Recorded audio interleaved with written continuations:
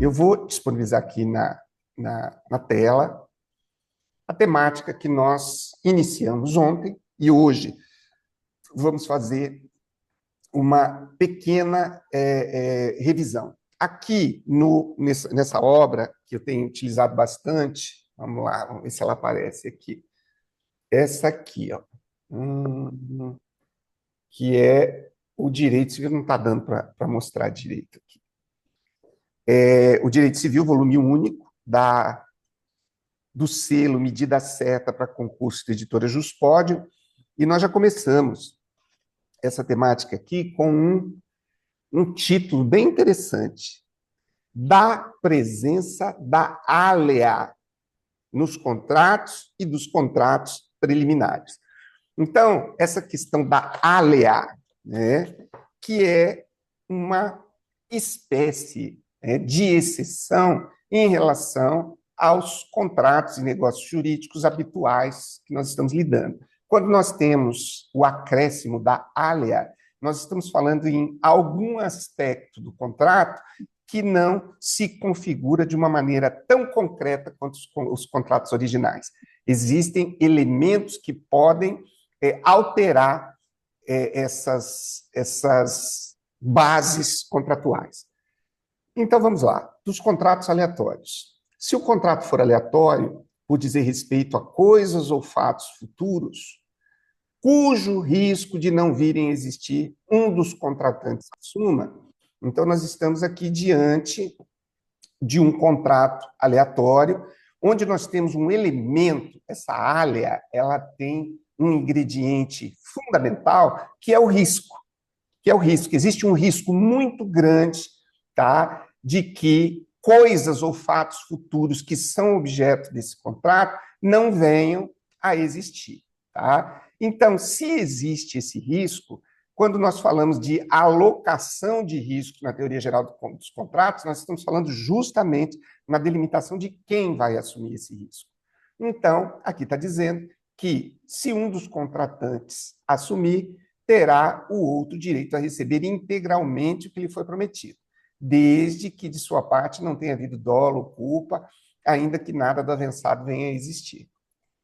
459. Se for aleatório, por serem objeto dele coisas futuras, novamente a alha aqui, tomando o adquirente a si o risco de virem a existir em qualquer quantidade, terá também direito alienante a todo o preço, desde que de sua parte não tiver concorrido culpa, ainda que a coisa venha a existir em quantidade inferior à esperada. Ontem nós fizemos um aprofundamento bem legal desse assunto aqui. Não é possível nós fazermos de novo, porque estamos só fazendo uma revisão. Mas se da coisa nada vier a existir, a alienação não haverá, e o alienante restituirá o preço recebido. 460. Se for aleatório o contrato, por se referir a coisas existentes, então o contrato aleatório não é somente uma previsão para coisas que poderão vir a existir no futuro, mas ele também se debruça sobre coisas existentes, mas que são expostas a risco. Assumido pelo adquirente, terá igual direito alienante a todo o preço, posto que a coisa já não existisse em parte ou de todo no dia do contrato. 461. A alienação aleatória, que se refere ao artigo antecedente, poderá ser anulada como dolosa pelo prejudicado se provar que o outro contratante não ignorava a consumação do risco a que no contrato se considerava exposta a coisa. Então, nós fizemos a leitura da primeira questão, só para nós começarmos a sintonizar. Professor, eu ouvi você lendo e eu não entendi absolutamente nada. Ou entendi, sim, do que se trata, né, o contrato aleatório. O que eu não consegui assimilar numa primeira leitura são as hipóteses. Né? Quando o risco é assumido pelo alienante, quando o risco é assumido pelo adquirente, quando o risco, a ocorrência daquilo que o risco previa, se dá de maneira parcial, é possível cobrar o todo, não é possível, se o pagamento já foi feito, né, e o risco assumido pelo adquirente, qual é o direito do alienante sobre o valor? Então, são esses assuntos que nós vamos precisar agora, aqui nas nossas questões, verificar se a gente consegue ter uma visão mais clara. Gustavo firmou o contrato de compra e venda. Até aqui tudo bem. Direito obrigacional, contrato de compra e venda, é um contrato comutativo, ou seja, paga-se de um lado, recebe-se de outro, com natureza aleatória. Falou em natureza aleatória, nós já estamos falando em risco. Risco, nós estamos falando de coisas existentes ou de coisas que podem vir a existir, mas que estão marcadas pelo risco. Prosseguindo, assumindo o risco de que determinado lote de safra de uvas ainda não colhido pudesse vir a não existir. Tá? Então, essa é a situação que nós temos que fixar aqui para entendermos o que foi falado nos dispositivos antecedentes. Gustavo firmou o contrato de compra e venda com natureza aleatória, assumindo o risco de determinado lote de safra de uvas ainda não colhido pudesse vir a não existir. Para testarmos, para utilizarmos um modo de aferição da nossa compreensão, nós podemos fazer uma pergunta inicial. Será que já dá para saber, até aqui, onde diz pudesse vir a não existir, será que é possível nós identificarmos quem é o credor e quem é o devedor desse caso que nós estamos analisando? Aqui está dizendo, Gustavo firmou o contrato de compra e venda com natureza aleatória. Nós não temos como saber ainda que se ele é credor ou devedor. Ele assumiu o risco de que determinado lote de safra de uvas ainda não colhido pudesse vir a não existir. Então, nós já começamos a caçar aqui quem assumiu o quê ou quem é quem. Por problemas climáticos, toda a plantação foi perdida antes da colheita. Até o presente momento, eu sei que Gustavo assumiu o risco, mas eu não consigo saber aqui se Gustavo é o credor ou o devedor. Agora, aqui, nós temos a seguinte proposição.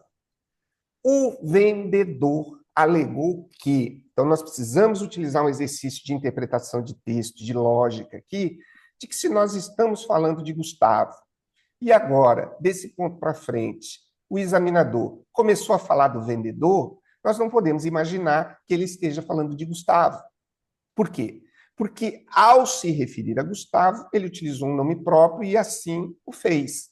Aqui, nós estamos falando do vendedor. O vendedor alegou que não houve dolo ou culpa de sua parte. Teria direito a receber integralmente o valor ajustado. Considerando as disposições legais sobre contratos aleatórios, assinale a alternativa correta. Então, nós temos uma situação de um contrato aleatório onde o adquirente assumiu o risco. Então, quando o adquirente assume o risco e, por problemas não relacionados a dolo ou culpa, aquilo, o objeto, se perdeu, nós precisamos saber o que acontece. Então, vamos lá. Letra A. O vendedor só teria direito ao preço se parte da produção tivesse sido entregue. É uma afirmação que está dizendo para nós que quando parte do objeto for entregue, ou seja, só se perdeu uma parte, né, o vendedor, então, tem direito à totalidade do preço.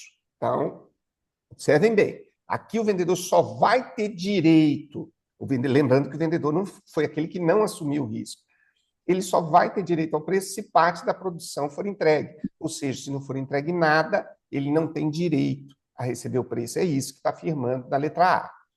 B. O comprador pode exigir abatimento proporcional ao prejuízo sofrido. Ora, o comprador foi quem assumiu o risco. Se ele assumiu o risco e foi entregue menos do que aquilo que ele esperava, ele pode exigir abatimento? Vamos pensar. Letra C. A obrigação do comprador só subsiste se a perda for parcial. D. O risco em contratos aleatórios nunca recai integralmente sobre uma das partes. O que nós lemos até aqui? Que a alocação dos riscos ela pode perfeitamente ser assumida por uma das partes. E o que diz a letra E? Mesmo com a perda total, o vendedor mantém direito ao preço e não agiu com dolo ou culpa. Então, o que nós precisamos entender aqui? Não é muito, não é um estudo doutrinário, né? Não vamos ficar especialistas sobre o assunto, mas teremos já uma noção a respeito dos contratos aleatórios. Que, em primeiro lugar, contrato aleatório é aquele que envolve risco, tá? Tanto de coisas futuras ou coisas presentes. Que risco é esse, professor? O risco de que o objeto se perca. Ótimo. Então, nós precisamos agora falar de alocação de responsabilidades, tá? Então, nós falamos aqui, alocação de riscos, basicamente é o direito das obrigações. Quem assume o risco se a coisa se perder? Aqui no exercício que nós estamos fazendo, quem assumiu o risco foi o comprador. O vendedor, que é o produtor, ou que é quem deveria entregar, não assumiu risco algum. Aqui nós estamos diante de uma situação em que a perda foi total, mas a perda poderia ser parcial. O que eu preciso saber? Se no caso de perda total, tendo o comprador assumido o risco, o vendedor tem direito a alguma coisa, que o examinador colocou aqui na letra E. Mesmo com a perda total, o vendedor mantém direito ao preço se não agiu com dolo ou culpa. Então, nós já conseguimos ter uma noção. Gabarito, letra E, fundamento legal 458. Se o contrato for aleatório, por dizer respeito a coisas ou fatos futuros, cujo risco de não virem a existir um dos contratantes assuma, terá o outro direito de receber integralmente o que lhe foi prometido, desde que de sua parte não tenha havido dolo ou culpa. Então, revisão. Revisão também aqui da próxima, que nós vimos no encontro passado. Helena comprou, opa, se ela comprou, ela é adquirente, né? Então, Helena comprou toda a produção futura de mel de um apiário. Bom, se alguém está comprando uma produção futura, essa pessoa que está comprando, e mais ninguém no planeta, pode afirmar que essa produção futura será entregue, porque existem N fatores que podem, de risco, fatores de risco que podem impedir que isso seja entregue. Então, olha lá, Helena comprou toda a produção futura de mel de um apiário. Quando nós nos deparamos com essa terminologia futura, coisa futura, nós sempre temos que pensar nos contratos aleatórios, assumindo o risco de que a quantidade efetiva fosse inferior à estimada. Então, aqui o examinador já mostrou para nós que quem está assumindo o risco é o adquirente. Muito bem. A colheita resultou em apenas 30% do volume previsto. Isso era o risco. Poderia perder tudo, poderia perder parcialmente. Nesse caso aqui, a perda foi parcial. Como a perda foi parcial, o examinador quer saber: o vendedor que não assumiu o risco tem direito a alguma coisa? Vamos lá. O vendedor que não contribuiu para a redução da produção, ou seja, não teve culpa, exigiu, mesmo entregando somente 30%, ele exigiu o pagamento integral. Helena resistiu, alegando que deveria pagar apenas proporcionalmente o volume entregue. Então, nós vamos para as alternativas. O comprador só paga pelo que recebeu efetivamente. Nós sabemos que não. O alienante tem direito ao preço proporcional ao volume entregue, de forma alguma. Letra C, o comprador pode exigir o abatimento mesmo assumindo o risco. Letra D, o abatimento do preço só é permitido para bens móveis. E letra E, o comprador deve pagar todo o preço, salvo se nada vier a existir. Então, nós temos aqui um elemento que pode parecer contraditório e nós precisamos resolver isso para podermos prosseguir. Antes, nós vamos fazer a leitura do fundamento legal. Se for aleatório, por serem objeto dele coisas futuras, tomando o adquirente a si o risco de virem a existir em qualquer quantidade, terá também direito o alienante a todo preço, desde que de sua parte não tiver concorrido culpa, ainda que a coisa venha a existir em quantidade inferior à esperada. Parágrafo único. Mas se da coisa nada vier a existir, alienação não haverá, e o alienante restituirá o preço recebido. Prestem atenção numa coisa. Aparentemente, aqui, no exercício anterior, diante da perda total, o vendedor tinha direito a receber todo o preço. Agora, nessa questão, diante da perda total, o vendedor não recebe nada. O que mudou de uma questão para outra? Lembrando que uma é baseada no 458 e outra é baseada no 459. Reforçando a pergunta, o porquê que no 458 a perda total mantém o direito do vendedor de receber a totalidade do preço, mesmo não entregando nada, e por que que no 459, se houver perda total, ele não recebe nada? Alguém poderia lançar luzes sobre essa questão aqui para nós? Qual é a diferença do 458 e 459?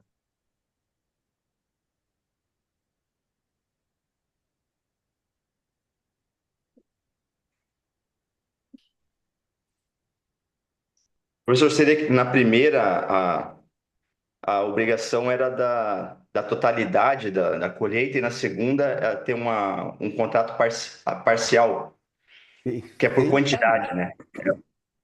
Muito bem Contrato por quantidade. observado.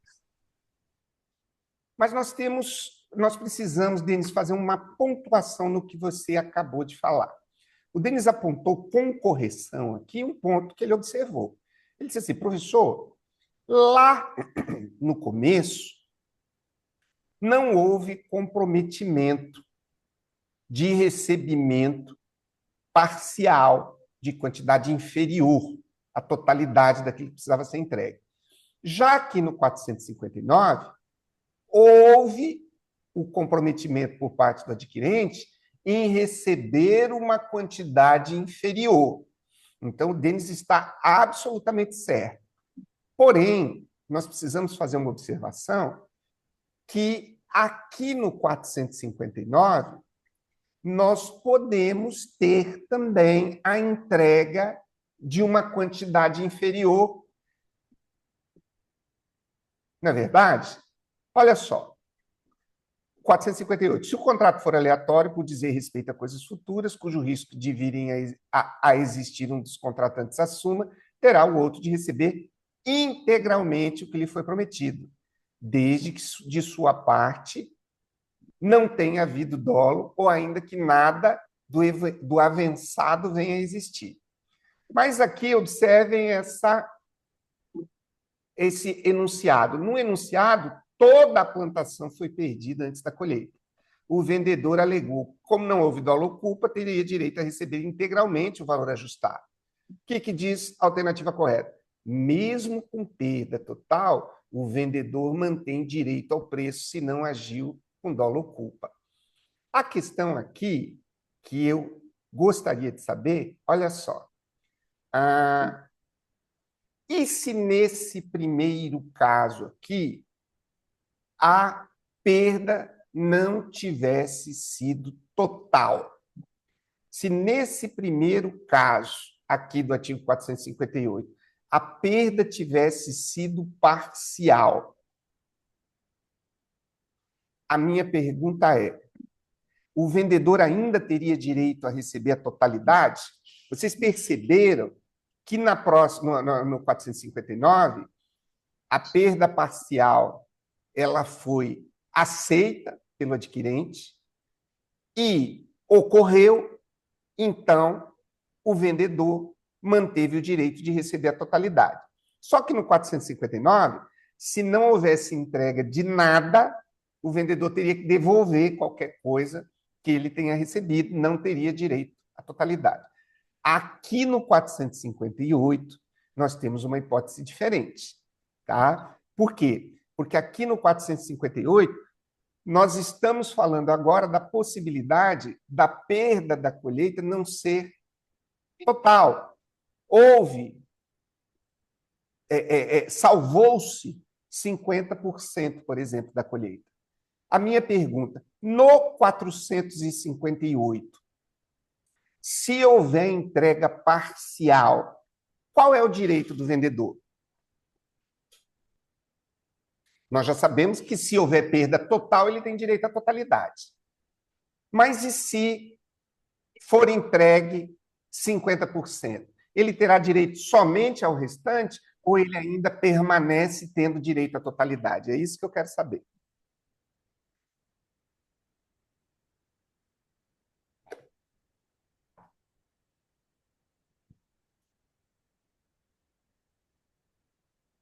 Eu entendo que a totalidade foi a abertura do 458. Muito bem, Jéssica, muito bem. Ou seja, no 458, ele terá direito à totalidade com a perda total e com a perda parcial. No 459, se houver perda parcial, ele tem direito à totalidade. Se houver perda total, ele não tem direito a nada. Vocês concordam com isso que eu falei? Eu só não entendi mesmo agora com essa observação, porque ali nessa questão do Gustavo, quem assumiu o risco foi o adquirente. Aí se enquadraria no 459, que ele fala exatamente que o adquirente assume o risco. Aí o parágrafo único diz que se nada vier a existir, a alienação não haverá, e o alienante restituirá o preço. Aí agora realmente eu fiquei em dúvida. Eu estava olhando as diferenças entre o 458 e o 459. No 458 fala um dos contratantes, poderia ser adquirente ou alienante. No 459 fala só adquirente, né? E ali no 458 fala de receber integralmente, né? Isso. O que foi prometido. E ali também, no 459 fala o direito do alienante a todo o preço. Aí que vem esse parágrafo único dizendo que se não existir nada, não houve venda de nada, então não teria que pagar nada. Realmente eu fiquei em dúvida entre esses dois artigos. Eu tenho uma sugestão, mas eu vou dar oportunidade para alguém que queira fazer essa explicação. Talvez a gente possa formular uma questão. O que é que diferencia essencialmente o 459 e o 458? Quer me parecer que a diferença está em relação à extensão da assunção do risco, né? Qual é o risco que foi assumido aqui no 458 e qual é o risco que foi assumido no 459? Aqui no 458, olha só, se o contrato for aleatório por dizer respeito a coisas futuras, cujo risco de não vir a existir um dos contratantes assuma. Então, nós temos aqui a assunção por parte de um ou por parte de outro da totalidade do risco. Agora eu pergunto, aqui no 459, diz o seguinte: se for aleatório por serem objeto deles coisas futuras, tomando o adquirente a si o risco de virem a existir em qualquer quantidade. A partir do momento em que ele assumiu o risco de que elas viriam a existir em qualquer quantidade, o legislador estabeleceu uma diferença daquele que assume o risco total e daquele que assume o risco de qualquer quantidade. A Jéssica fez uma ponderação interessante. No 458, nós temos uma hipótese em que um dos contratantes pode assumir. No 459, a verificação da hipótese ela ocorre quando o adquirente assume. Então, quer nos parecer aqui que essa possibilidade de assumir um risco em relação a qualquer quantidade é uma prerrogativa do adquirente e não do vendedor. Tudo bem? Agora, em relação a resultado, essa hipótese do 459, quando ocorrer, nós precisamos verificar o seguinte: se houve entrega parcial, o vendedor tem direito a tudo. Se não houve entrega nenhuma, o vendedor não tem direito a nada. Já no 458, se não houve entrega parcial ou total, o vendedor tem direito a receber tudo.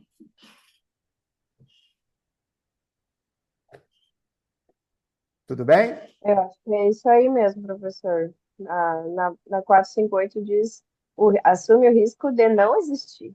E na 459 assume o risco de existir em qualquer quantidade. Acho que essa é a Exatamente. diferença maior. Se eu assumo o risco de qualquer quantidade, eu não estou assumindo o risco pela perda total, né? Então, esse é um ponto bem interessante. Lembrando aqui que, logicamente, que o examinador sempre vai querer nos pegar nesse ponto, é querer dizer que na perda parcial cabe ao vendedor receber o restante. Só a diferença, né, em tese, e não é o caso, né? Ou ainda, diferentemente, cabe ao vendedor receber tão somente aquilo que entregou, né? Então, nós precisamos ficar atentos a isso. Ou pode colocar também a questão de perdas e danos, né, professor? E que os artigos não mencionam isso, né? Perfeitamente. Eu Perfeitamente. queria só fazer uma colocação, professor, se o senhor me Fica à permite, vontade deles. que inclusive ali até o que eu procurei aqui agora, um assunto que nós já estudamos, que é a questão da, da obrigação de dar coisa incerta, Sim, tá? muito bem. Então, na obrigação de dar coisa incerta, antes da escolha, que lembrando lá que na coisa incerta tem que ser indicada pelo menos gênero e quantidade, Exatamente. né? Aí diz que não é obrigado o devedor a dar o melhor e nem o credor aceitar o pior, né? E daí, antes da escolha, não poderá o devedor alegar perda ou deterioração, ainda que por força maior ou caso fortuito. Então, ou seja, tem que fazer essa diferenciação da questão que assumir o risco. Se assumir o risco, aí se torna um contrato aleatório. Se não tem esse risco assumido no contrato, se seria um contrato de dar coisa, uma obrigação de dar coisa incerta. Show de Então, bola, Denis. o fato vai residir exatamente na questão do risco assumido no contrato. Perfeito. A alocação do risco aqui acaba definindo a diferença, né? Isso, então, só quis fazer essa lembrança aí do que nós já vimos já para poder diferenciar, que às vezes nem sempre que for uma coisa futura vai ser um contrato aleatório. Tudo vai depender da questão do risco do contrato. Pelo menos foi essa a interpretação que eu fiz aqui, professor. Perfeito, Denis, perfeito. Eu quero utilizar isso que o Denis acabou de falar para fazer uma recomendação saudável assim para o grupo, de que esse tipo de intervenção ele é extremamente produtivo para o nosso aprendizado e para o amadurecimento do grupo. Então, eu quero dizer que todos vocês têm essa liberdade. Olha, professor, eu estou revendo aqui um assunto e eu gostaria de saber a diferença disso, a diferença daquilo, quanto que se aplica isso, quanto que se aplica aquilo. Então, sempre o espaço para esse tipo de intervenção absolutamente saudável e benéfica aqui para o grupo seja feito. Valeu, Denis. Nota 10 aí. Quem poderia fazer a gentileza de ler a 30? Então, agora nós vamos caminhar. Ricardo adquiriu por contrato aleatório um conjunto de embarcações de pesca que estavam em alto mar, ciente de que poderiam estar parcialmente danificadas em razão de tempestade recente. No momento da celebração, parte dos barcos já havia naufragado, sem que houvesse culpa do vendedor. Ricardo recusou-se a pagar o preço integral, alegando não ter recebido todo o objeto contratado. Considerando a legislação, assinale a alternativa correta. A. Em contratos aleatórios, a obrigação do comprador cessa se a coisa não existir integralmente. B. O comprador só paga pelo que existir no dia do contrato. C. O comprador sempre poderá pedir abatimento proporcional. D. O alienante perde direito ao preço se a perda for significativa. E. O alienante tem direito ao preço integral, mesmo com perda parcial ou total, se o risco foi assumido pelo comprador. Gabarito, letra E. Fundamento legal. Artigo 460. Se for aleatório o contrato, por se referir a coisas existentes, mas expostas a risco assumido pelo adquirente, terá igualmente direito o alienante a todo o preço, posto que a coisa já não existisse em parte ou de todo no dia do contrato. Muito bem, Léa, muito obrigado. Então, vamos só fazer uma observação aqui. Vamos voltar um pouquinho aqui. 460, que a lei acabou de ler. Se for aleatório o contrato, por se referir a coisas existentes, mas expostas a risco assumido pelo adquirente, terá igualmente direito alienante a todo o preço, posto que a coisa já não existisse em parte ou todo no dia do contrato. Então, nós precisamos verificar esse trechinho aqui, ó. Mas expostas a risco assumido pelo adquirente, né? Então, nós estamos aqui diante da seguinte situação. Só deixa eu marcar aqui. Né? Olha só, Ricardo adquiriu por contrato aleatório um conjunto de embarcações de pesca que estavam em alto mar. Ciente de que poderiam estar parcialmente danificadas em razão da tempestade. No momento da celebração, parte dos barcos já havia naufragado, sem que houvesse culpa do vendedor. Ricardo recusou-se a pagar o preço integral, alegando não ter recebido todo o objeto contratado. O alienante tem direito ao preço integral, mesmo com perda parcial ou total, se o risco foi assumido pelo comprador. Uma vez mais, o 460. Se for aleatório o contrato, por se referir a coisas existentes, mas expostas a risco, assumido pelo adquirente, terá igualmente direito o alienante a todo o preço, posto que a coisa já não existisse em parte ou todo no dia do contrato. Me parece, voltando a bater nessa tecla, que o risco assumido pelo adquirente é essencial para nós delimitarmos aqui a configuração dessa hipótese. Aí nós poderíamos questionar, mas nesse enunciado, professor, em momento algum, o adquirente assumiu o risco. Vocês concordam com essa afirmação? Em momento algum ele assumiu o risco? Ou ele assumiu o risco em algum lugar? Então, fala Ele que sumiu, professor. tinha ciência, né? É ciência de que poderia estar parcialmente danificadas em razão de tempestade recente. Então, ele assumiu o risco. Perfeitamente. Vocês viram que há uma malandragem do examinador aqui? Primeiro, ele não diz expressamente que ele assumiu o risco. Ele só diz que o comprador estava ciente. Segundo, ele não diz que o comprador estava ciente de que poderiam estar parcial ou totalmente perdidos em razão da tempestade. Ele diz que o comprador tinha ciência de que poderiam estar parcialmente danificadas, né? Então, aqui, quando nós lemos o 460, nós verificamos que no contrato aleatório, por se referir a coisas existentes, mas expostas a risco assumido pelo adquirente, terá igualmente direito alienante, posto que a coisa já não existisse em parte ou todo no dia do contrato. Fechou a questão. Vamos para a próxima? Quem poderia ler a 31 para a gente? Posso ler, professor? Por favor.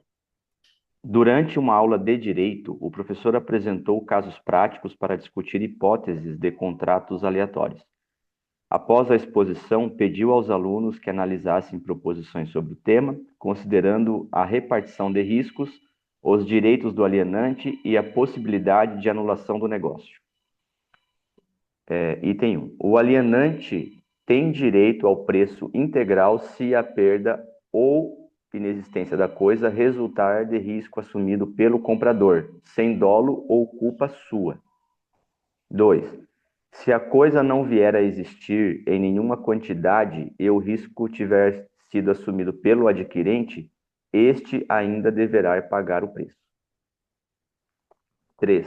Em contratos aleatórios sobre coisas existentes e expostas a risco, se o adquirente provar que o alienante sabia que a perda já havia se consumado, poderá anular o contrato. 4.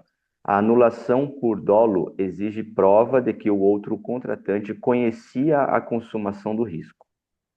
Vamos o Denis, antes de fazermos a leitura da fundamentação, vamos ver se a gente consegue responder. A primeira, o alienante tem direito ao preço integral se a perda ou inexistência é resultado de risco assumido pelo comprador sem dolo ou culpa sua. Verdadeiro ou falso? Verdadeiro. Todos podem responder. Se a coisa não vier a existir em nenhuma quantidade e o risco tiver sido assumido pelo adquirente, este ainda deverá pagar o preço. Verdadeiro ou falso? Verdadeira. E os demais? Também. Verdadeira?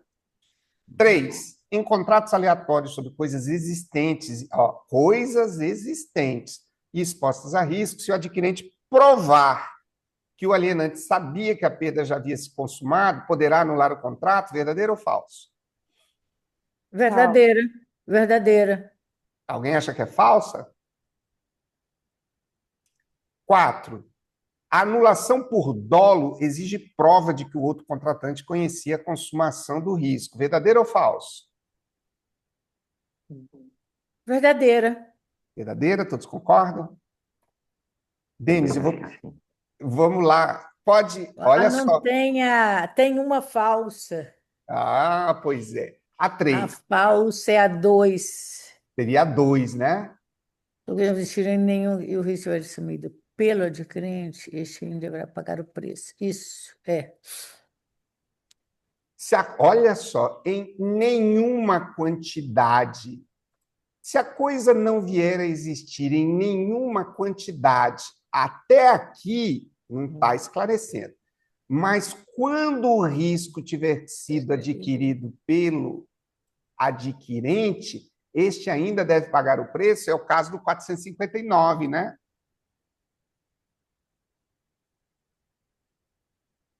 Se a coisa não vier, se bem que precisamos verificar aqui. Tá, vamos fazer a leitura da fundamentação, depois a gente volta nelas. Denis, você pode fazer a gentileza de ler para nós a fundamentação? Posso sim. Artigo 458. Se o contrato for aleatório por dizer respeito a coisas ou fatos futuros, cujo risco de não virem a existir um dos contratantes assuma, terá o outro direito de receber integralmente o que lhe foi prometido, desde que de sua parte não tenha havido dolo ou culpa, ainda que nada do avançado venha a existir. 459. Parágrafo Aqui, único. Parágrafo único. Só um pouquinho, Denis, deixa eu colocar o caput do 459 aqui, junto.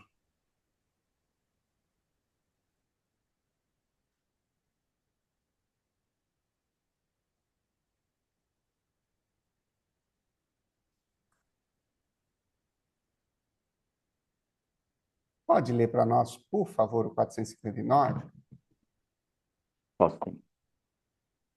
Se for aleatório, por serem objeto dele coisas futuras, tomando o adquirente a si o risco de virem a existir em qualquer quantidade, terá também direito o alienante a todo preço, desde que de sua parte não tiver concorrido culpa, ainda que a coisa venha a existir em quantidade inferior à esperada. Parágrafo único. Mas se da coisa nada vier a existir, alienação não haverá, e o alienante restituirá o preço recebido. 461. A alienação aleatória a que se refere o artigo antecedente, que daí seria o 460, né? Sim. Poderá ser anulada como dolosa pelo prejudicado, se provar que o outro contratante não ignorava a consumação do risco, a que no contrato se considera exposta a coisa. Muito bem. Vamos então lá para aquela alternativa, a 2, e vamos descobrir por que que ela está errada. Alguém se arrisca?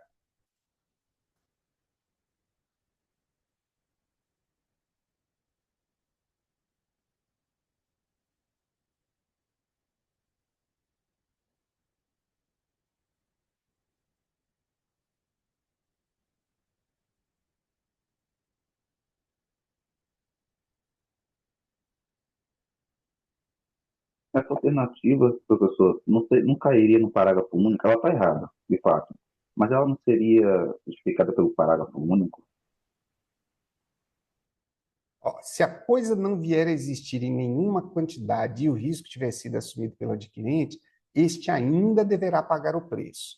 Essa hipótese de ter que pagar a totalidade do preço, mesmo não vindo a existir, é a hipótese do 458. Se o contrato for aleatório, por dizer a respeito a coisas futuras, cujo risco de não vir a existir um dos contratantes assuma, terá o outro direito de receber integralmente. Nesse caso aqui, nós estamos falando de recebimento integral. Então, se a coisa não vier a existir em nenhuma quantidade, o risco tiver sido assumido pelo adquirente, este ainda deverá pagar o preço. Pelo 458, ela está correta. Agora, pelo 459, parágrafo único, ela estaria errada por força do parágrafo único. Mas se da coisa nada vier a existir, alienação não haverá e o alienante restituirá o preço recebido. A única coisa que pode salvar este gabarito é o enunciado. O enunciado diz o seguinte, que durante uma aula o professor apresentou casos práticos para discutir, após a exposição pediu aos alunos que analisassem as proposições, considerando a repartição do risco. Eu, particularmente, acho que esta segunda aqui só estaria errada se nós tivéssemos algo falando a respeito do adquirente, tem aqui, né? O adquirente assumiu o risco. Então, tomando o adquirente acima Não em é o risco... caso do 459, que é adquirente, Isso expressamente mesmo, descrito como exatamente. adquirente. É o que está aqui. O risco vier a existir. Só que o problema aqui é que o risco assumido pelo adquirente é da existência em qualquer quantidade. É bem como fala no 459, a existir em qualquer quantidade. E no 458 diz que ele assumiu o risco até de não virem a existir. Pois é. Olha só. Se a coisa não vier a existir em nenhuma quantidade e o risco tiver sido assumido pelo adquirente, este ainda deverá pagar o preço. O problema é que o que diferencia o 458 do 459 é que o risco assumido pelo adquirente é de que o objeto venha a existir em qualquer quantidade. E não me parece que isso ficou definido no item 2, ou vocês acham que ficou? Porque aqui está dizendo que a coisa não veio a existir em nenhuma quantidade, mas não está dizendo em momento nenhum que o risco de existir em qualquer quantidade foi assumido pelo adquirente. Ou vocês acham que está bom assim? Daria para a gente saber que está se tratando do 459. Eu defendo a postura de que não dá para saber que está... Sabe por quê, gente? Onde é que eu estou querendo chegar? É porque aqui no 458 também prevê a possibilidade, tá, de nenhuma quantidade vir a existir e de uma quantidade parcial, inferior. Também está no 58. O que diferencia o 458 do 459 é justamente o tamanho do risco assumido. No 458, o risco assumido é pela totalidade. Se for entregue parcialmente, ainda assim tem que pagar a totalidade. Mas no 459, o risco assumido é de que venha a existir em qualquer quantidade. Se não entregar nada, não há qualquer tipo de responsabilidade. Já o item 2 aqui da questão diz que se a coisa não vier a existir em nenhuma quantidade e o risco tiver sido assumido pelo adquirente, ora, o risco assumido pelo adquirente para configurar o 459 precisa ser de que venha a existir qualquer quantidade. E não me parece que isso ficou definido no 2. Vocês estão vendo algo que eu não estou vendo?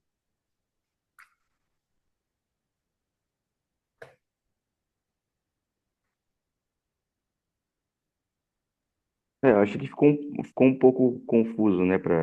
Ficou meio, meio a meio, assim, praticamente. É porque, como o professor falou, no 458, a, a, o fator é a existência do produto, né? E no 459 o risco é sobre a quantidade, não sobre a existência. Exatamente. Então, no 459, se ele deixar de existir, não há contrato, não há alienação. Agora, o risco está apenas. Então, o adquirente ele vai assumir o risco sobre a quantidade. Olha, eu vou pagar X pela safra, independente da quantidade. Então, a sorte dele vai estar no pouco ou no muito. Se tiver Exatamente. uma safra extraordinária, ele vai adquirir, ele vai levar lucro. Se for aquém do que da média, né, que normalmente teria de produção, ele vai ter um prejuízo. Mas é o risco que ele vai assumir no contrato, né? Então, ele não está comprando eu compro X toneladas, eu compro tudo que der, ou pouco ou muito, né? Então, Muito bem. e no 458 não, é sobre a questão o risco está na existência. E daí, como ali coloca a palavra quantidade junto, te gera uma questão dúbia, né? Por mencionar a palavra quantidade, aí parece que fica no 459. Eu tive um pouco dessa sensação. Eu, eu também acho. E achei perfeita a sua observação. A questão aqui é a gente Se saber. ficar no 459, no parágrafo único, como até o colega mencionou ali, aí me parece que aí realmente vai estar errado, né? Porque se não tiver nenhuma quantidade, este ainda deverá pagar o preço. Daí não está correto, porque se não tiver nenhuma quantidade, alienação não haverá, né? Pelo que está no parágrafo único do 459. Aí realmente estaria errado, por esse motivo. Justamente. Então, nós precisamos aqui de uma ferramenta, Denis, para definir se essa proposição ela é capaz de trazer para nós algum elemento que coloque a resposta no 458 no 4, ou no. Você foi muito feliz na sua observação de que no 458 o risco assumido é pela existência do produto, não interessa a quantidade. Então, no 458, se o vendedor entregar 10% do que ele prometeu, o adquirente vai ter que pagar a totalidade. Por quê? Porque ele assumiu o risco sobre a totalidade. Já no 459, ele não assumiu o risco pela totalidade, né? Ele assumiu o risco de receber qualquer coisa. Então, se for entregue 10%, ele ainda vai ter que pagar tudo. Agora, se não for entregue nada, ele não tem que pagar nada, porque ele não assumiu o risco pela totalidade. O que nós precisamos definir aqui no item 2? É se em algum lugar nós conseguimos dimensionar qual foi o risco que ele assumiu. Qual foi o risco que ele assumiu no item 2?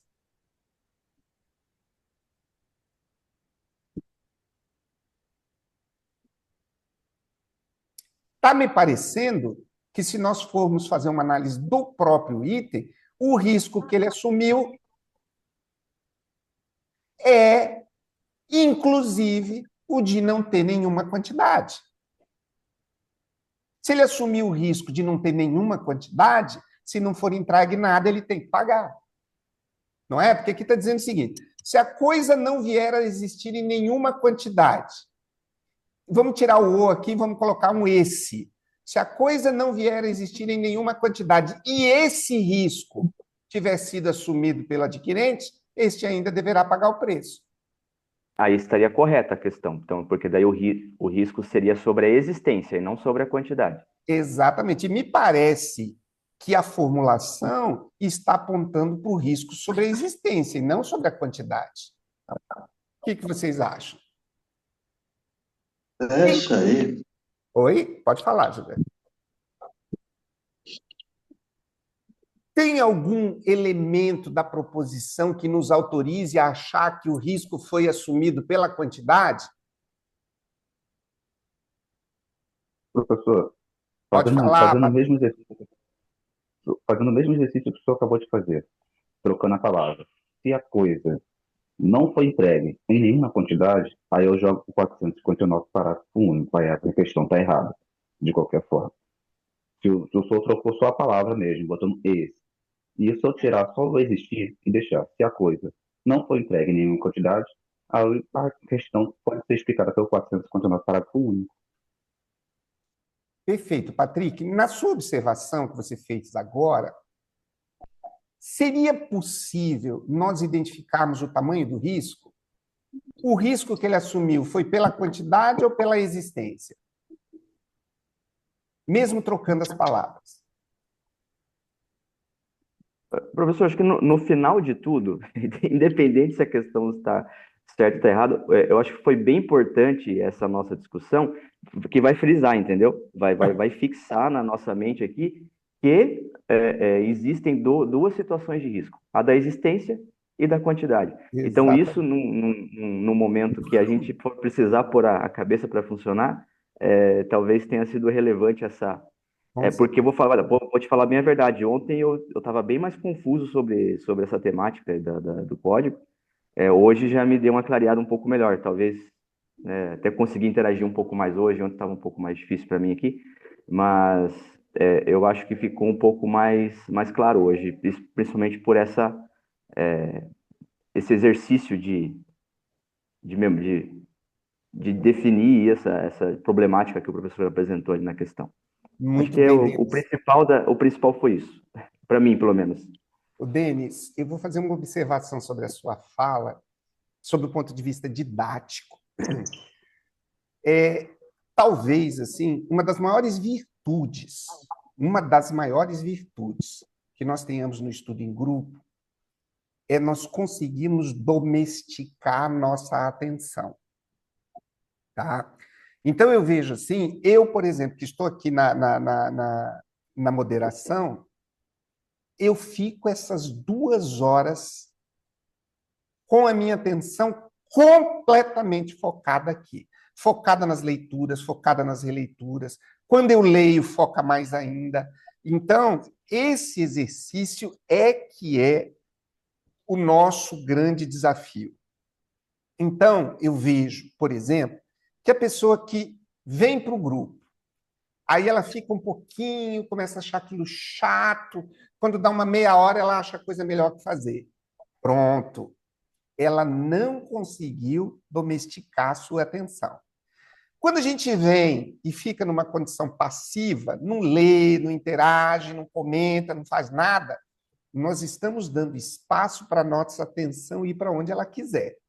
No momento em que a gente volta para cá, esse exercício de colocar a atenção sobre um objeto é que vai produzir toda a magia.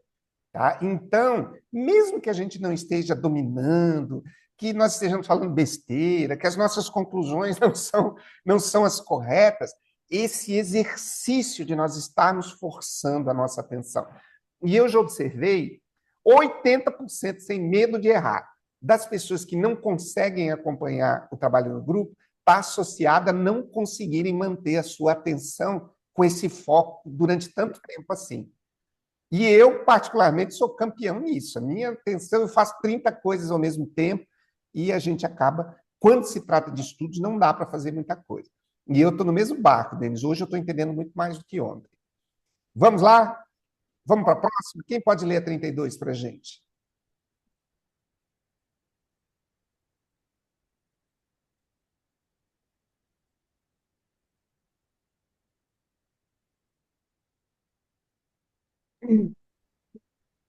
Eu posso ler. Por favor, gente. Ao estudar contratos aleatórios, um aluno se deparou com 3 hipóteses: venda de safra futura, com risco assumido pelo comprador, compra de mercadoria existente, mas sujeita a risco de perecimento, e caso de anulação por dolo, quando um dos contratantes sabia da perda total. Com base nas hipóteses e na legislação aplicável, assinale a alternativa correta. Letra A. O alienante não responde por dolo se o risco já estava consumado, pois se presume a boa-fé. Letra B. Se a coisa existente já estava totalmente perdida no dia do contrato, O comprador nada paga, mesmo que tenha assumido o risco. Letra C. Na compra de safra futura, o preço só é devido proporcionalmente à quantidade colhida. Letra D. Em contratos aleatórios, a perda parcial sempre exonera o comprador do pagamento integral. Letra E. A anulação por dolo exige que o prejudicado prove que o outro contratante sabia da consumação do risco. Gabarito letra E, fundamento legal, artigo 461. A alienação aleatória a que se refere o artigo antecedente poderá ser anulada como dolosa pelo prejudicado se provar que o outro contratante não ignorava a consumação do risco a que no contrato se considerava exposta a coisa. Muito bem, Jéssica, muito obrigado. Agora nós vamos para o contrato preliminar. Agora nós estamos colocando o pé numa seara muito frequente aí do direito obrigacional que nós precisamos dominar, tá? Então vamos lá. Do contrato preliminar. O contrato preliminar, exceto quanto à forma, deve conter todos os requisitos essenciais ao contrato a ser celebrado. 463. Concluído o contrato preliminar, com observância do disposto no artigo antecedente e desde que dele não conste cláusula de arrependimento, qualquer das partes terá o direito de exigir a celebração do definitivo, assinando prazo a outra para que o efetive. Tá? Parágrafo único. O contrato preliminar deverá ser levado ao registro competente. Olha a condição de validade. Aliás, condição de eficácia, né? 464. Esgotado o prazo, poderá o juiz, a pedido do interessado, suprir a vontade da parte inadimplente, conferindo caráter definitivo ao contrato preliminar, salvo se a isso se optar a natureza da obrigação. Gente, alguém sugere um outro nome para este suprir a vontade da parte inadimplente em contratos preliminares? Vamos ver quem está sintonizado aí com os assuntos mais recentes da área notarial e registral. Esgotado o prazo, poderá o juiz, a pedido do interessado, suprir a vontade da parte inadimplente. Isso é possível fazer na esfera extrajudicial? Sim, é a adjudicação compulsória. Show de bola, Leia. É isso mesmo. Tá? É uma temática muito cara para nós. Nós precisamos estudar bem isso, né? Quais são os elementos da adjudicação compulsória? E nós tínhamos só no plano judicial, hoje nós temos no plano extrajudicial. Muito bem, Leia, matou a charada aqui. 465. Se o estipulante não der execução ao contrato preliminar, poderá a outra parte considerá-lo desfeito e pedir perdas e danos. 466. Se a promessa de contrato for unilateral, o credor, sob pena de ficar a mesma sem efeito, deverá manifestar-se no prazo nela previsto, ou inexistindo este, no que lhe for razoavelmente assinado pelo devedor. Muito bem. Quem poderia ler para nós a 33? Depois eu quero fazer a leitura novamente desses dispositivos. Eu posso, professor? Por favor, Marli. Paulo e Cláudia assinaram um instrumento particular comprometendo-se a firmar contrato de compra e venda de um imóvel. O documento indicava todos os elementos essenciais do negócio definitivo, mas foi lavrado sem a forma pública exigida para imóveis. Quando Paulo se negou a prosseguir, Cláudia alegou que o contrato preliminar era inválido, por não ter sido feito em escritura pública. Considerando a disciplina legal aplicável, assinale a alternativa correta. 1. O contrato preliminar exige a mesma forma do definitivo para ter validade. B.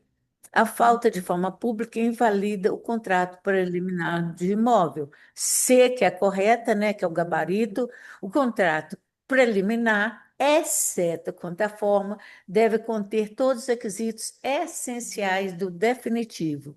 E D, apenas a escritura pública confere eficácia a contrato preliminar de imóvel.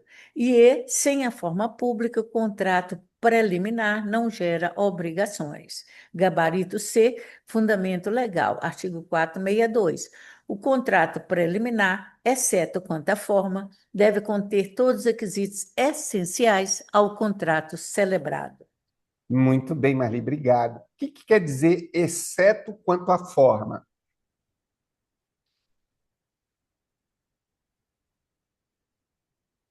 Exceto quanto à forma que não precisa de se revestir das formalidades relativa à forma. No caso, exemplificando a escritura pública. Tudo bem, Marli, é isso mesmo, tá? Então, em relação à pergunta, é justamente se haveria necessidade de que a forma do contrato preliminar fosse a mesma do contrato definitivo. Nós estamos verificando aqui pelo 462 que o contrato preliminar não tem obrigatoriedade de cumprir a mesma forma do contrato definitivo. Muito bem, muito bem. 34. Alguém pode ler? Posso ler. Por favor. Mariana celebrou o contrato preliminar para a prestação de serviços, contendo todos os elementos essenciais e sem cláusula de arrependimento. O prazo para assinatura do... só tirar o seu quadrinho aqui. O prazo para assinatura do definitivo foi descumprido pelo prestador, que alegou não ter mais interesse. Mariana notificou-o para que comparecesse e assinar, mas não obteve resposta. Considerando a lei, assinar a alternativa correta. Letra A. Mariana não pode exigir o contrato definitivo sem cláusula de arrependimento. B. O inadimplemento não gera direito de exigir o contrato definitivo. C. Mariana pode exigir a celebração do contrato definitivo assinando o prazo ao prestador. D. A assinatura do definitivo só pode ser exigida judicialmente com cláusula penal. E. Mariana deve aceitar a rescisão do contrato preliminar. Gabarito letra C. Concluído o contrato preliminar, com observância do disposto no artigo antecedente e desde que dele não conste cláusula de arrependimento, qualquer das partes terá o direito de exigir a celebração do definitivo, assinando prazo à outra parte para que o efetive. Parágrafo único. O contrato preliminar deverá ser levado ao registro competente. Muito bem, Denis, muito bem. Então, Mariana pode exigir a celebração do contrato definitivo, judicialmente com ação de adjudicação, extrajudicialmente com a adjudicação compulsória extrajudicial. 35. Quem pode ler para a gente? Carlos firmou o contrato preliminar para fornecimento de equipamentos, mas a outra parte, mesmo notificada, não compareceu para assinar o definitivo. Diante da recusa, Carlos ingressou em juízo, requerendo que o contrato preliminar fosse considerado definitivo. O réu alegou que tal conversão só poderia ocorrer com a concordância de ambos. Considerando o regime jurídico aplicável, assinale a alternativa correta. A. A conversão em definitivo só é possível se ambas as partes concordarem expressamente. B. O juiz não pode suprir a vontade da parte inadimplente. C. O juiz pode suprir a vontade da parte inadimplente, salvo se a natureza da obrigação se opuser. Esse é o gabarito. D. A conversão automática em definitivo é obrigatória, sem exceções. E. A recusa do réu impede qualquer efeito jurídico do preliminar. Gabarito letra C, fundamento legal. Esgotado o prazo, poderá o juiz, a pedido do interessado, suprir a vontade da parte inadimplente, conferindo caráter definitivo ao contrato preliminar, salvo se a isto se opuser a natureza da obrigação. Muito obrigado, Leia. Questão, Professor, então, aqui... pode voltar um pouquinho, desculpe interromper, na 34 ali, só fiquei com uma dúvida no enunciado. Claro que sim. A questão da cláusula de arrependimento. Sem cláusula de arrependimento. É que depois que eu terminei de ler, parece que na minha cabeça tinha falado que tinha cláusula, com cláusula de arrependimento. Tá Maravilha. ótimo. Obrigado. Tá bom. Desculpe. Não tem que pedir desculpa, não. Nós podemos voltar para a questão que for, tá? Todos nós temos a prerrogativa de pedir isso, inclusive de encontros passados, tá? Então, vamos lá. A 36, quem pode fazer a leitura para a gente? Vamos analisar as proposições.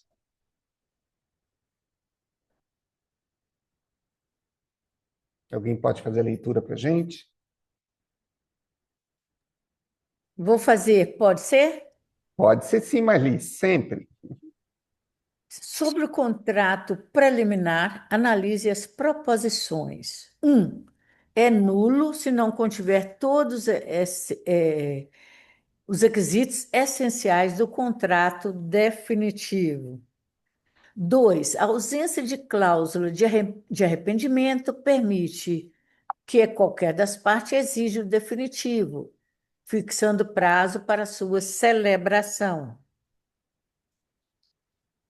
3. É obrigatória a verbação do contrato preliminar no registro competente. 4. Se o estipulante não executar o contrato preliminar, a outra parte pode considerá-lo desfeito e pedir perdas e danos. Tudo bem. Só aguarde um instantinho. Aguarde um instantinho, Marli, depois eu vou pedir para você ler o gabarito e a fundamentação. Vamos tentar responder o que a gente já tem? A1. É nulo o contrato preliminar se não contiver todos os requisitos essenciais do contrato definitivo. Verdadeiro ou falso? Falso. Falso ou verdadeiro? Vamos colocar o falso? 2. A ausência de cláusula de arrependimento permite que qualquer das partes exija o definitivo, fixando prazo para sua celebração. Verdadeiro ou falso? Verdadeiro. Verdadeiro. 3. É obrigatória a verbação do contrato preliminar no registro competente? Falso. Falso. 4. Se o estipulante não executar o contrato preliminar, a outra parte pode considerá-lo desfeito e pedir perdas e danos? É falso. Falso. Então, vamos ler a fundamentação e depois a gente volta para as alternativas para ver. Pode ler, Marli, para nós, por favor? Gabarito é a letra C, 1, 3 e 4. Artigo 462. O contrato preliminar, exceto quanto à forma, deve conter todos os requisitos essenciais do contrato a ser celebrado.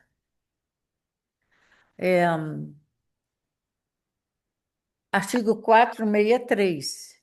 Concluído o contrato preliminar, com observância do disposto no artigo antecedente e desde que dele não conste cláusula de arrependimento, qualquer das partes terá o direito de exigir a celebração do definitivo, assinando prazo a outra parte para que o efetive. Parágrafo único. O contrato preliminar deverá ser levado ao registro competente. Deverá ser. Então, neste caso, é obrigatório, né? E artigo 465. Se o estipulante não der execução ao contrato preliminar, poderá outra parte considerá-lo desfeito e pedir perdas e danos. Muito bem. Uma coisa que eu quero vamos registrar, né? Vamos registrar. Aqui nós temos no parágrafo único a obrigatoriedade, né, de ser levado ao registro competente. Isso aqui, em regra, está associado à questão da eficácia. Ou seja, você só pode arguir em seu benefício os elementos contidos no contrato preliminar se ele efetivamente for registrado. Mas o que eu quero que vocês observem aqui? Quando nós estamos falando, e isso nós vamos voltar a esse assunto, quando nós falarmos, possivelmente em breve nós já vamos estar falando sobre a adjudicação compulsória. Eu já vou marcar nos próximos encontros aí. Adjudicação compulsória extrajudicial. E seria necessário, para a adjudicação compulsória extrajudicial, que o contrato preliminar estivesse registrado? Não vamos falar sobre a resposta agora, mas eu quis fazer essa provocação para que vocês, no momento oportuno, busquem essa informação, tá? Por quê? Porque aqui está dizendo que o contrato preliminar tem que ser registrado. Estamos apostando que essa determinação tem a ver com eficácia. Então, será que eu poderia condicionar a eficácia do contrato preliminar para fins de adjudicação compulsória extrajudicial ao prévio registro desse contrato? É uma boa, excelente pergunta. Agora eu quero voltar aqui. O porquê que a primeira está falsa?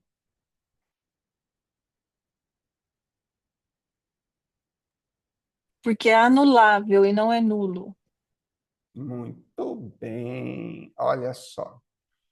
O contrato preliminar, exceto quanto à forma, deve conter todos os requisitos essenciais ao contrato a ser celebrado.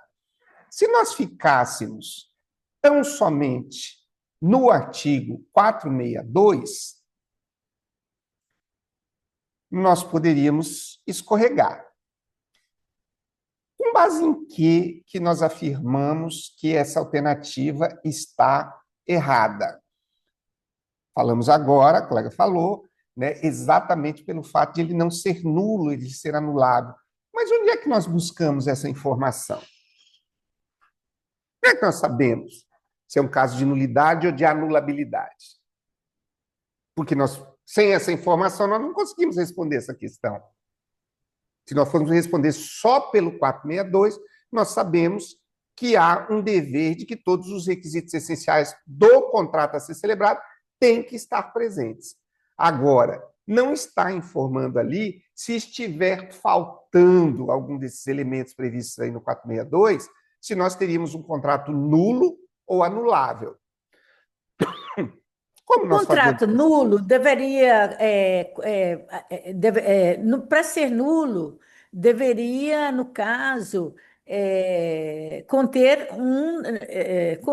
não conter os requisitos essenciais ao contrato, né? Objeto lícito, forma prescrita ou não defesa em lei, são aqueles casos, né? Celebrado por maior e capaz. Esses casos que conduz à nulidade, né? Requisitos de validade. Agora, exatamente. a anulabilidade é um vício menos grave, né? Que deve ser anulado pelas partes, no caso, né? Só que neste caso, só que na questão 1 é nulo se não tiver todos os requisitos essenciais do contrato definitivo, porque o contrato definitivo exige a forma. O preliminar exige todas as formalidades, a legalidade de um contrato. Todavia, a própria lei excepciona quanto à forma. Marli, deu show. Muito obrigado, tá?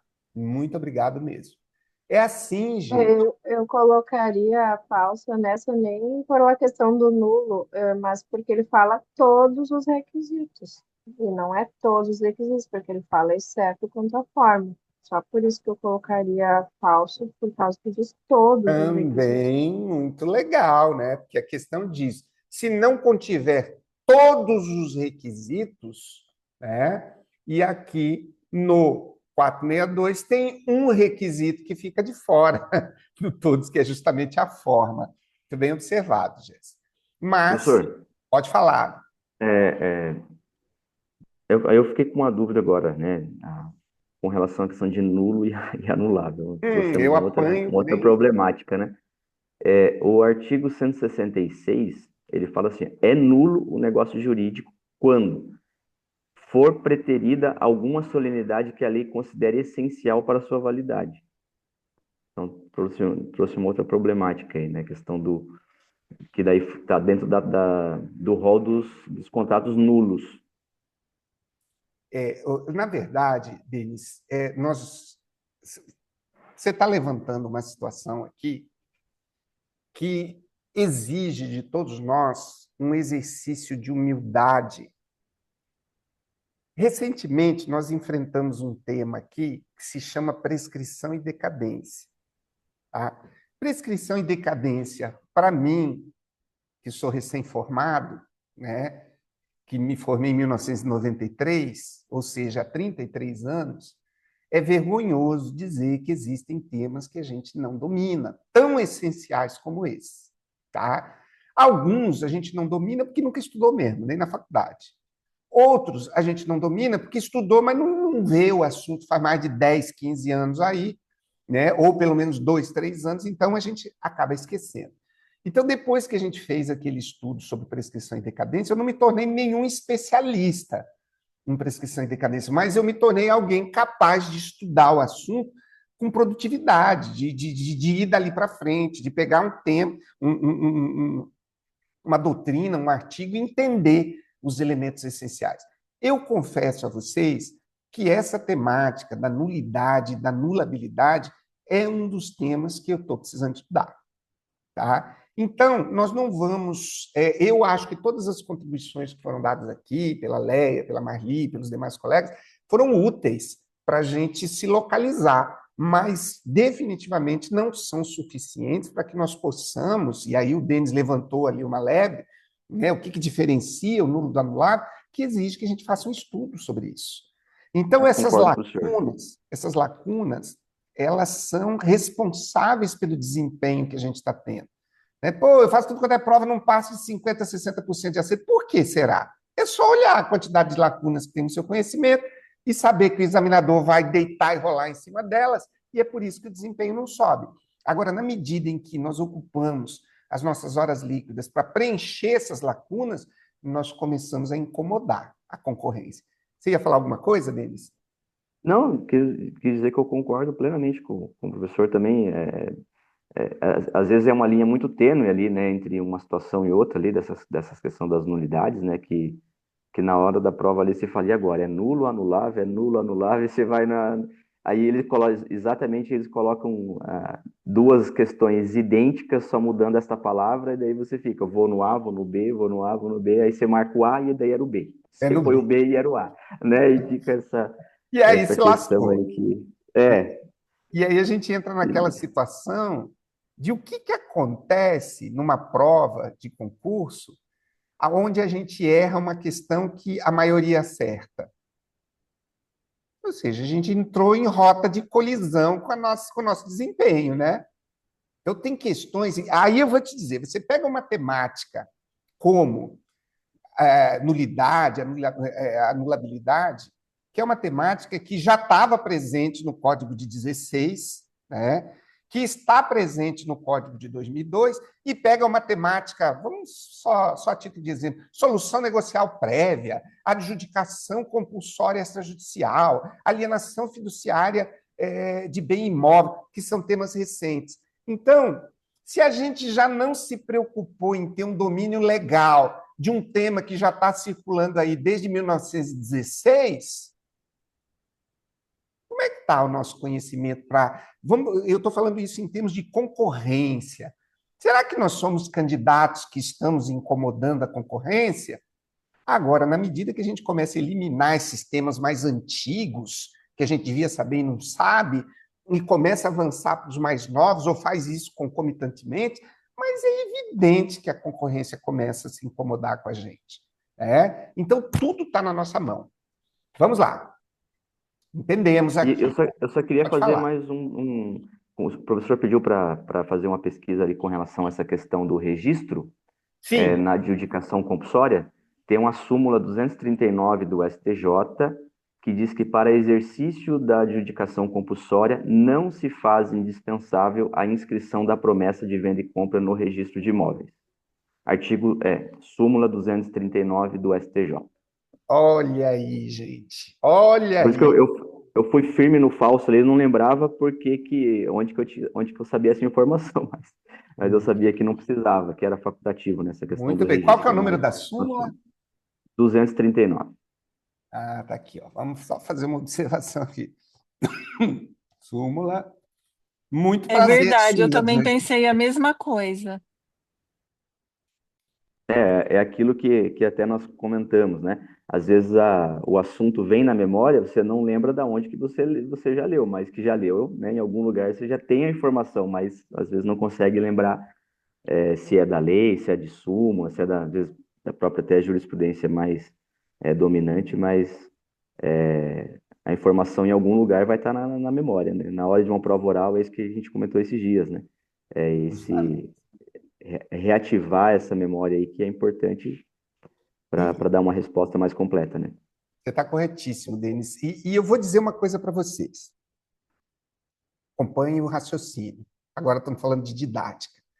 Como é diferente você estudar um assunto, seja novo, seja velho, quando você já leu a legislação sobre ele.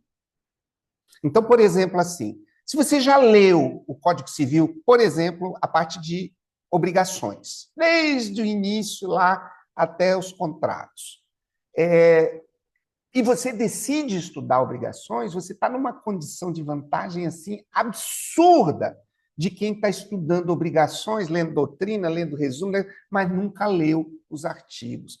Então, o que nós estamos fazendo aqui é colocando o alicerce num estudo produtivo que a gente. Nós não vamos parar de estudar. Me parece aqui, eu não sei vocês, mas eu sou aquele candidato que eu pretendo parar de estudar depois que eu tiver num cartório que fatura acima de 2 milhões de semestre.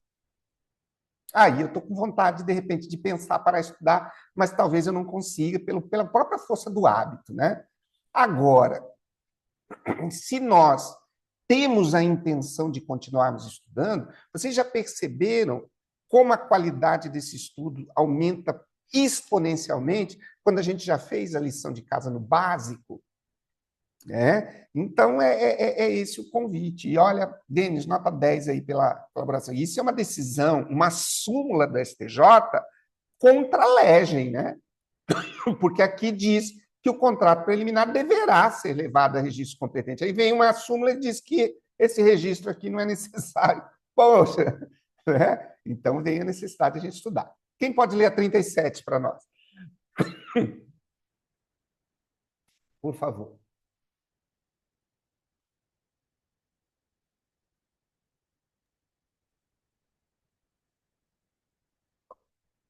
Bora lá, gente? Eu vou ler, professor. Por favor, Márcia. Considere contrato. Não. Considere as afirmações sobre a promessa. Ai, desculpa, nossa. Considere as afirmações sobre a promessa unilateral de contrato. 1. O credor deve manifestar-se no prazo previsto no contrato, sob pena de extinção da promessa. 2. Na ausência de prazo estipulado, o credor deve se manifestar em prazo razoável, fixado pelo devedor. 3. A falta de manifestação do credor no prazo estabelecido não extingue a promessa unilateral. 4. A promessa unilateral de contrato não pode ser feita verbalmente. Estão corretas apenas as afirmações. Vamos ver qual que é a resposta. O gabarito é A. 1 e 2. Fundamento legal, quer que eu leia já de uma vez? Sim, por favor. Artigo 466. Se a promessa de contrato for unilateral, o credor, sob pena de ficar a mesma sem efeito, deverá manifestar-se no prazo nela previsto, ou, inexistindo este, no que ele for razoavelmente assinado pelo devedor. Muito bem, Márcia, muito obrigado. Olha só, já tinha ficado esquecido aqui o 466, né? Então, nós prosseguimos no 466 com a discussão de um contrato preliminar unilateral, tá? Deixa eu ver uma coisa aqui, já vou me lembrar que eu quero falar para você. Se a promessa de contrato for unilateral, o credor, sob pena de ficar a mesma sem efeito, deverá manifestar-se no prazo nela previsto. Então, nós temos um credor aqui num contrato unilateral, tá? Ou inexistindo este, no que lhe for razoavelmente assinado. Ah, tá. O que eu queria ver se alguém aqui se arrisca a fazer a tradicional diferença para nós entre promessa de compra e venda e qual que é a outra? É promessa e eu estava resgatando aqui a memória, agora ela fugiu de novo. E compromisso. A diferença entre promessa de compra e venda e compromisso de compra e venda.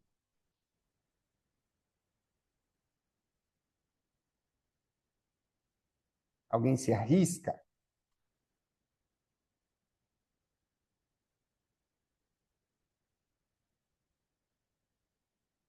Nós estamos aqui, deixa eu ver uma coisa aqui. Aqui está repetido, né? O contrato preliminar. Alguém se arrisca a fazer a diferença do compromisso? Eu fui buscar a resposta para passar, professor. Com certeza, é isso que a gente tem que não é da minha autoria. Que eu não lembrava mais também, embora é algo que a gente já seria quase obrigado a lembrar, né? Mas não lembra, eu esqueço também. Então, na questão da cláusula de arrependimento, né? A cláusula de arrependimento, segundo aqui o nosso professor da internet aqui, é a questão da cláusula de arrependimento. A principal diferença entre promessa e compromisso reside na possibilidade de arrependimento e no direito real de aquisição. No compromisso, há a impossibilidade de arrependimento, enquanto na promessa pode haver essa possibilidade.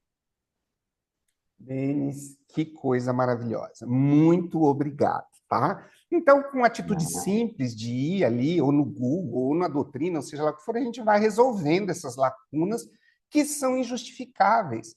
O problema é que elas são completamente injustificáveis, mas elas existem, né? E a gente tem que lidar com aquela situação, né? É como um filho. Você tem um filho, se ele não saiu exatamente do jeitinho que você queria, não interessa, a gente tem que lidar com ele, tem que amar do mesmo jeito.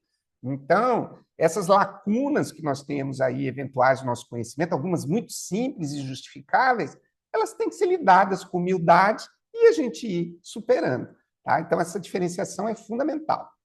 Então, vamos lá. Contrato com pessoa a declarar. No momento da conclusão do contrato, pode uma das partes reservar-se a faculdade de indicar a pessoa que deve adquirir os direitos e assumir as obrigações deles decorrente. 468. Essa indicação deve ser comunicada à outra parte no prazo de 5 dias da conclusão do contrato, se outro não tiver sido estipulado. Parágrafo único. A aceitação da pessoa nomeada não será eficaz se não se revestir da mesma forma que as partes usaram para o contrato. 469.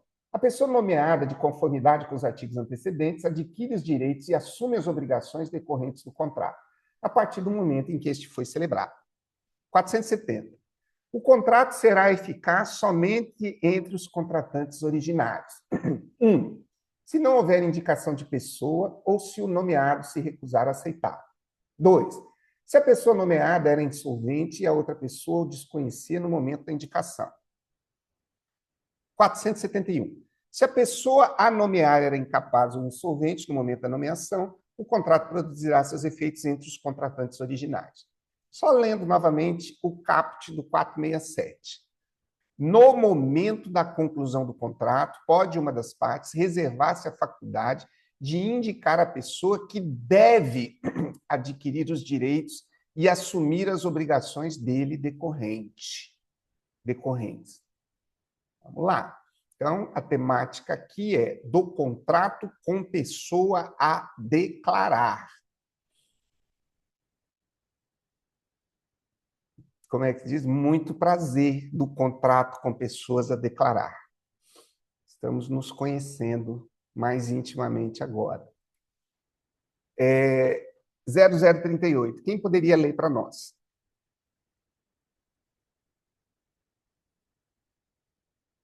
Professor, Por favor, Marli. Ricardo celebrou o contrato de compra e venda de um imóvel, reservando-se expressamente o direito de indicar outra pessoa para assumir os direitos e obrigações dele decorrentes.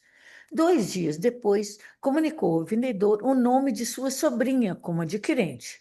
A sobrinha aceitou a nomeação por instrumento particular, na mesma forma usada para o contrato original. Considerando o regime jurídico aplicável, assinale a alternativa correta. A nomeação é eficaz se a aceitação não for por escritura pública. B, a nomeação é inválida se a pessoa não for parente do contratante originário. C, a nomeação é válida desde que respeitado o prazo legal ou contrato ou contratual e a forma original. D, a nomeação só é eficaz se for realizada no mesmo ato da conclusão do contrato. E E, a nomeação é vedada em contratos de compra e venda de imóveis. O gabarito é a letra C, a fundamentação legal é artigo 467, 468, parágrafos únicos do Código Civil. Artigo 467. No momento da conclusão do contrato, pode uma das partes reservar-se a faculdade de indicar a pessoa que deve adquirir os direitos e assumir as obrigações dele decorrentes. Artigo 468. Essa indicação deve ser comunicada a outra parte no prazo de 5 dias da conclusão do contrato, se outro não tiver sido estipulado. Parágrafo único. A aceitação da pessoa nomeada não será eficaz se não se revestir da mesma forma que as partes usaram para o contrato.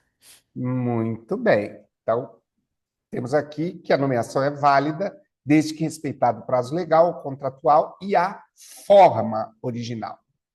Relendo o que nós acabamos de ler, no momento da conclusão do contrato, pode uma das partes reservar-se a faculdade de indicar a pessoa, essa é a pessoa, né, a declarar que deve adquirir os direitos e assumir as obrigações. Essa indicação deve ser comunicada a outra parte no prazo de 5 dias da conclusão do contrato, se outro não tiver sido estipulado. A aceitação da pessoa nomeada não será eficaz se não se revestir da mesma forma que as partes usaram para o contrato.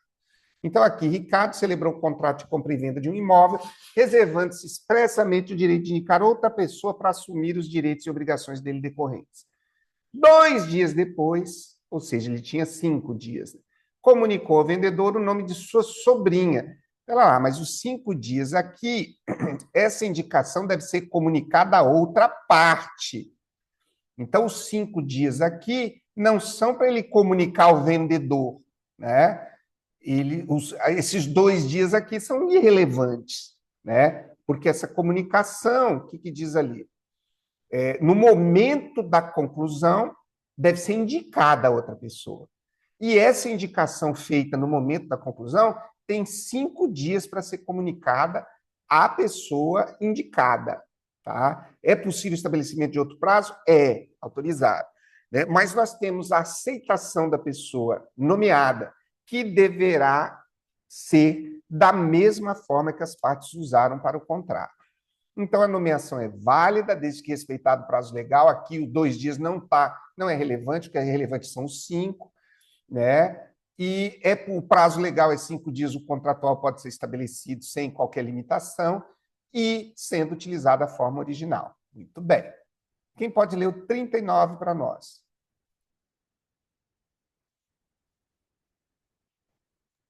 Posso ler, professor?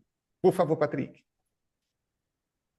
Em contrato de fornecimento, Marta reservou-se o direito de indicar terceira pessoa para assumir os direitos e obrigações. No prazo do Estado, indicou Pedro, mas este recusou expressamente a nomeação. O fornecedor exigiu que Marta cumprisse o contrato. Considerando a legislação, assinale a alternativa correta. Alternativa A. A recusa do nomeado transfere automaticamente o contrato para outro indicado. B. A recusa do nomeado não afeta a eficácia do contrato, que permanece entre as partes originárias. C. A recusa do nomeado extingue o contrato. D.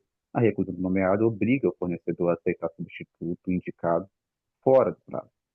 e a recusa do nomeado torna o contrato nulo. O gabarito é letra B. O fundamento legal é o artigo 470. O contrato será eficaz somente entre os contratantes originários. Inciso primeiro. Se não houver indicação da pessoa, ou se o nomeado se recusar a aceitá-la, perdão, se não houver indicação da pessoa, ou se o nomeado se recusar a aceitá-la. Muito obrigado, Patrick. Eu observei aqui no enunciado uma imprecisão que nós precisamos ficar atento a elas. Olha só. Observem ali.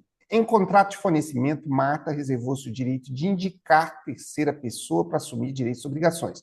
Não há problema algum, a indicação é feita na conclusão do contrato. Mas aqui, observem comigo, no prazo ajustado indicou Pedro. Eu pergunto para vocês, o Código Civil fala em prazo para indicação?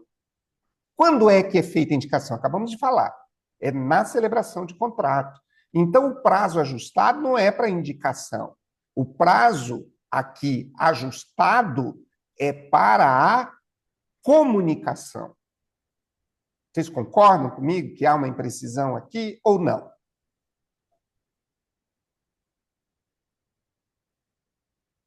Professor, só poderia voltar onde fala esse prazo de 5 dias? Porque eu estou agora Sim. parou minha dúvida. Olha aqui, ó. Vamos lá. Aqui, ó. O artigo 468. A gente pode ler o 467 também. No momento da conclusão do contrato, pode uma das partes reservar-se a faculdade de indicar a pessoa. Então, o prazo para indicação da pessoa em contratos com pessoa a declarar é no momento da conclusão do contrato. Tá? Agora, essa indicação deve ser comunicada à outra parte no prazo de 5 dias da conclusão do contrato, se outro não tiver sido estipulado. Aí vem aqui o examinador e diz, no prazo ajustado indicou Pedro. Não, Pedro já tinha sido indicado na conclusão do contrato. No prazo ajustado, ele pode comunicar Pedro. E se não tiver um prazo ajustado, o prazo legal. Qual é o prazo legal? 5 dias. Faz sentido? Qual o sentido? Totalmente, né, Patrick? Muito bem, Patrick. Vamos lá. Obrigado aí. 40, quem pode ler para nós? Gente, que maravilha, estamos indo para bem próximo da finalização. Por favor, deles. João celebrou o contrato de prestação de serviços, reservando-se o direito de indicar outra pessoa para assumi-lo.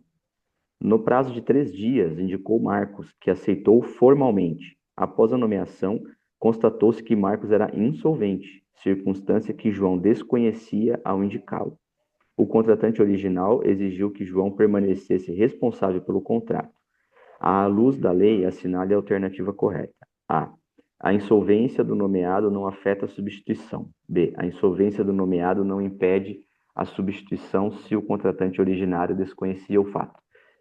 C. A insolvência do nomeado, ainda que desconhecida, mantém o contrato entre os contratantes originários. D. A insolvência do nomeado invalida apenas as obrigações futuras e a insolvência do nomeado afasta qualquer responsabilidade do contratante originário. Gabarito letra C, artigo 470. O contrato será eficaz somente entre os contratantes originários e, inciso 2, se a pessoa nomeada era insolvente e a outra pessoa o desconhecia no momento da indicação. Perfeitamente. Então, aqui nós verificamos o enunciado com o mesmo problema, né? João celebrou o contrato de prestação de serviço, reservando-se o direito de indicar outra pessoa. Aqui nós temos que observar uma questão. Olha só. Olha o que diz o 467. No momento da conclusão do contrato, pode uma das partes reservar-se a faculdade de indicar pessoa que deve adquirir. Vocês perceberam que aqui no Código Civil não diz que no momento da conclusão do contrato, uma das partes deve indicar uma pessoa. Então, ela pode reservar-se, né, o direito, né, de indicar a pessoa. Porém, essa indicação deve ser comunicada à outra parte. Então, nós vamos ter que entender uma coisa aqui. Eu tinha afirmado peremptoriamente que a parte deveria indicar a a pessoa, né, essa terceira pessoa, ela deveria indicar na conclusão do contrato, mas não é isso que o Código Civil está dizendo. O Código Civil diz que, no momento da conclusão, uma das partes pode reservar-se a faculdade de indicar. Então, nós temos que entender que aqueles 5 dias, essa indicação deve ser comunicada à outra parte. O que o Código Civil está dizendo aqui? Que a indicação não precisa ser na celebração, pode ser no momento posterior, mas está dizendo que os 5 dias para comunicar essa parte devem ser contados somente a partir do momento em que houver a indicação. Tudo bem? Então, isso precisa ficar bem claro. Agora, aqui, nós já verificamos na questão passada, no prazo ajustado, indicou Pedro. Tá? Então, particularmente aqui, né, é perfeitamente possível que eles ajustem no contrato um prazo para indicação. Não fala sobre isso no Código Civil, só diz que a indicação não precisa ser na celebração, mas a indicação tem que ser antes da comunicação. Aqui, o examinador diz, na anterior, na 39, no prazo ajustado, indicou Pedro, mas este recusou. Não foi falado da comunicação. Então, nós temos que substituir esse indicou por comunicou, porque indicar é uma coisa, comunicar é outra. Tudo bem, aí ele comunicou e este recusou. Porque é o seguinte, eu não posso pressupor que na indicação a comunicação já tenha sido feita. Tem que ter o momento da indicação e tem que ter o momento da comunicação. E eu tenho que saber que a indicação não precisa ser na conclusão, mas reservar-se o direito de indicar tem que ser na conclusão. Posteriormente, houve a indicação, começa a contar 5 dias para a comunicação. Tá? Da mesma forma aqui. No prazo de 3 dias, indicou Marcos. O Código Civil não fala em indicação. Ele fala em reservar-se o direito de indicar e lá na frente estabelece 5 dias para comunicar, logicamente depois da indicação feita. Então, aqui nós precisamos corrigir, porque logo em seguida diz que aceitou formalmente. Ele não aceitou formalmente depois da indicação, ele aceitou formalmente depois da comunicação. Então, esse prazo de 3 dias tem que estar contado depois da indicação. Então, a insolvência do nomeado, tudo bem, fez a indicação de uma pessoa e descobriu-se que ela é insolvente. Ora, se ela é insolvente, qual é a vantagem, tá, para o vendedor em aceitar essa pessoa? Quer dizer, eventualmente, ou às vezes para a própria parte que está indicando. Né? Não faz sentido indicar uma pessoa insolvente que não vai poder se responsabilizar, por exemplo, em relação ao pagamento ou outras obrigações. Então, diz que a eficácia do contrato, nesse caso de insolvência, se dá somente entre os contratantes originários. Muito bem. Vamos fazer a leitura da 41? Já partindo para a finalização do nosso encontro.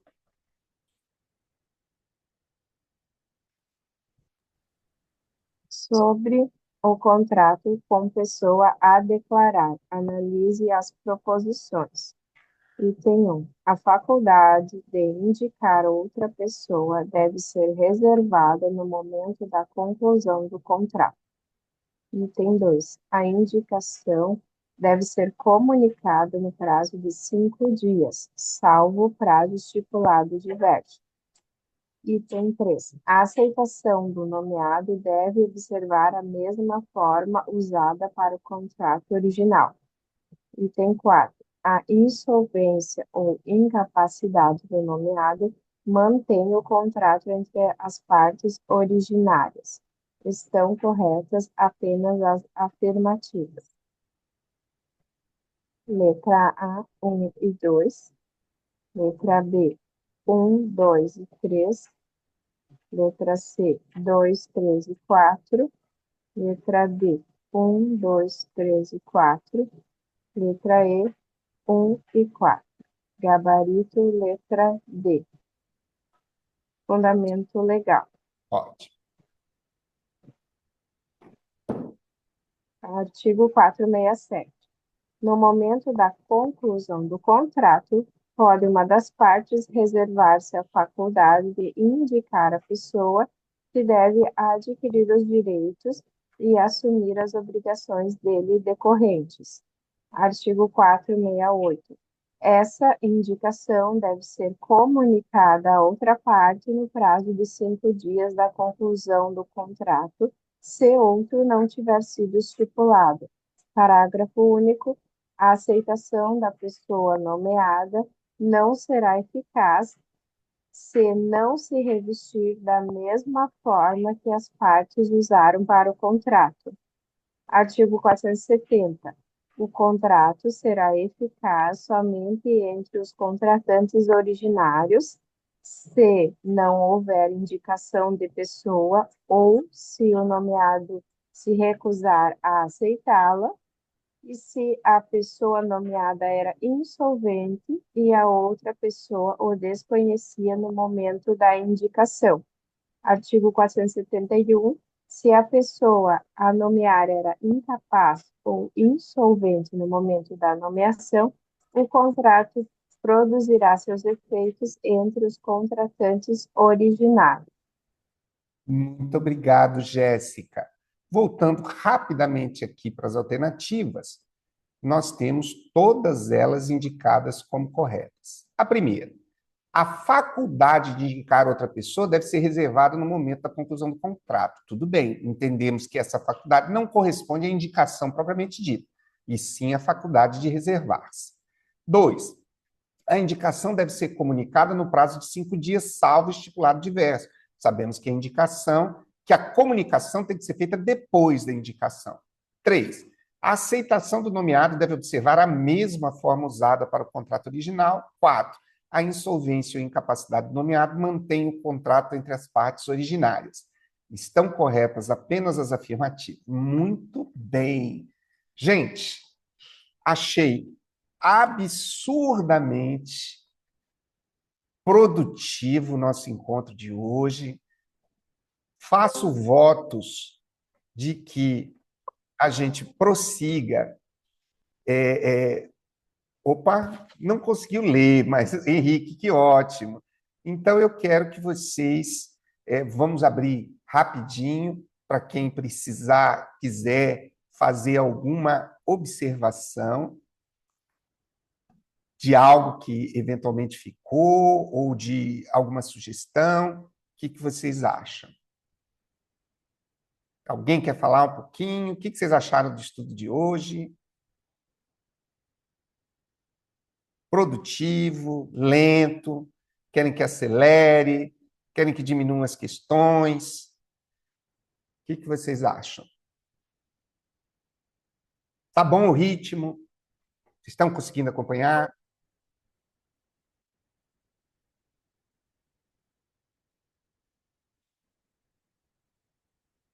Bom, então, né, se ninguém tem nada para falar, eu quero agradecer a participação de todos, lembrando que hoje à noite a gente prossegue nos nossos estudos de protesto, na 9492 à noite.